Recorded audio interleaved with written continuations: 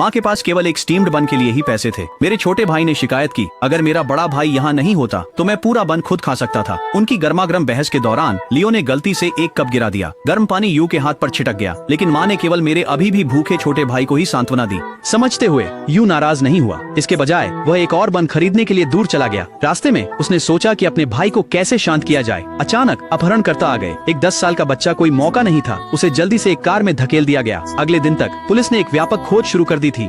माँ का दिल टूट गया था। उसे याद आया कि कल यूं कुछ कहना चाहता था, शायद उसे अपने साथ चलने के लिए कहना चाहता था, लेकिन वह लियो को सांत्वना देने में बहुत व्यस्त थी। उसे यह भी नहीं पता चला कि वह कब चला गया। लियो जो छुप कर सुन रहा था, खुद को दोष देने लगा। अगले दिन एक रहस्यमय पैकेज आया। माँ को डर की एक ठंडी लहर महसूस हुई। अंदर यू का हाथ था। ऐसा लगा जैसे उसका दिल फट रहा हो। लेकिन रिपोर्टर उनके घर पर उमड़ पड़े। परिवार के दुख की परवाह किए बिना क्लिक के लिए दौड़ रहे थे। वे यू की मौत के बारे में विवरण पूछते रहे। उनके सवाल माँ को पागलपन की ओर धकेल रहे थे। वह यह सुनने की सहन नहीं कर सकी कि उसका बेटा चला गया है। समय के साथ उसके कान पर एक गांठ उभरने लगी। उसने यू को जीवित देखने के भ्रम देखने शुरू कर दिए। जब अन्य लोग चिंता व्यक्त करते तो वह कहती, लेकिन यू तो यही मेरे पास है। वह गांठ यू की मौत की सभी खबरों को रोक देती थी। लियो ने रैमनी को ढूंढा, जिन्होंने तुरंत ही उस उभार को गहरे दुख का लक्षण पहचाना। लियो ने रैमनी से अपनी माँ को बचाने की विनती की, चाहे इसकी कोई भी कीमत क्यों न हो। रामनी ने उसे 2 शंख दिए। यदि तुम इनसे अपनी माँ से बात करोगे तो वह गांठ गिर जाएगी, लेकिन कीमत तुम्हारी आवाज होगी। चुनाव उसका था। अपनी आवाज खोने के डर से लियो हिचकिचाया। माँ की हालत बिगड़ गई। वह बाहर की भारी बारिश नहीं सुन सकती थी।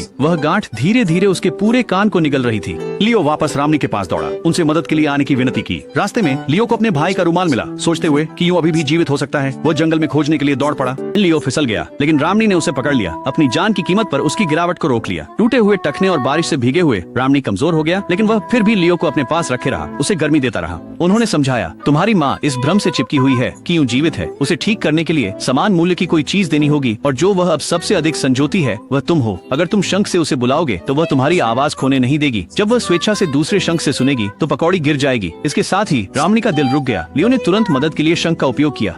रामनी के सहायक ने आकर सब कुछ समझाया। शंखों का उद्देश्य, उनके दुष्प्रभाव और कैसे बढ़ता हुआ मोती लियो की आवाज के कम होने का संकेत था। यह सुनकर माँ ने शंख को अपने कान से लगाया। पकौड़ी खुल गई।